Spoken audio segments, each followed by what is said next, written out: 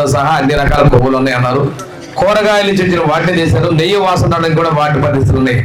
ఇంత దారుణంగా చేసిన తప్పులు చేస్తే ఆ చైర్మన్ గా ఉన్న మన జిల్లాలో ఉన్న ఆయన ఉన్నాడు, పెద్ద మనిషిలాగా వస్తాడు, సుబ్బారెడ్డి. మన కల్తీ జరిగింది అంటున్నారు, నిజమేనా అంటాడు. మళ్ళీ ఆయనకేమో వదిన కొడుకు ముఖ్యమంత్రి చేసిన కల్తీయే లేదంటాడు. ఒకే రోజు ఇద్దరు మాట్లాడతారు. అంటే దీని మీద పేసి జనం వద్దన్నారు, ఏదో గాలు చేసి రోడ్డు ఎక్కాలి. రోడ్డు ఎక్కితే మొన్న కాయన అమ్మడు రాంబాబు అని, నేనైతే ఆ నోటితో చెప్పలేను. ఏది ప్రతి ఒక్కళ్ళు మన పల్లెటూళ్ళలో బజార్ తగాదైతే ఆడవాళ్ళు తిట్టే తిట్లు, ఆ తిట్లు తిట్టాడు ఆయన. టీవీలో వినిపించడానికి కూడా ఇబ్బందికరని చంద్రబాబు నాయుడు గారు అన్నారు.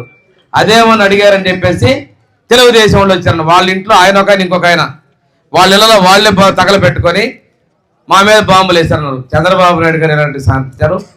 వాళ్ళ ఇంటి మీదకి తగాదా పోయిన తెలుగుదేశం నాయకులందరి మీద కూడా కేసులు కట్టాం. ఈ ప్రజలు నువ్వు చేయలేదు, మేము రోడ్ల మీద నేను రాణిస్తున్నాం, ధైర్యంగా వస్తున్నాం, ప్రజాస్వామ్యాన్ని మేము గౌరవిస్తున్నాం. వెళ్తే సవాళ్ళు లేవడం. నిన్న పోయారు ఆ ఊరు జోగి రమేష్ మైలవరం, ఇద్దరు చనిపోయారు. మొన్న పోయారు పల్నాడు, ఇద్దరు చనిపోయారు. ఇలాగా ఆయన వస్తున్నాడు, ఇద్దరు పోతున్నారు. వాళ్ళకి మళ్ళీ ఇంకోసారి ఎప్పుడో బుగ్గలు దవడే కార్యక్రమం పెట్టుకుంటాడు. ఇదే పరిస్థితి. బయటికి రావాలంటే మనిషి పోవాలి. మనం స్వేచ్ఛగా బయటకు పంపించాం.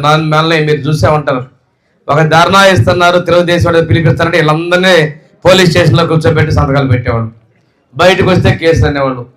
మేము అట్లా చేయటంలా ప్రజాస్వామ్యాన్ని గౌరవిస్తున్నాం, ప్రజాస్వామ్యంలో స్వేచ్ఛగా వెళ్ళమంటున్నాం. వెళ్ళమంటే అరాచకాలు చేస్తున్నారు. అరగంట ప్రయాణం 5 గంటల పని మేము పర్మిషన్ ఇస్తున్నాం.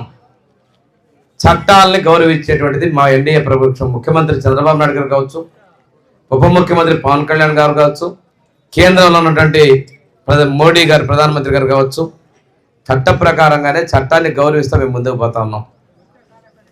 ఈరోజు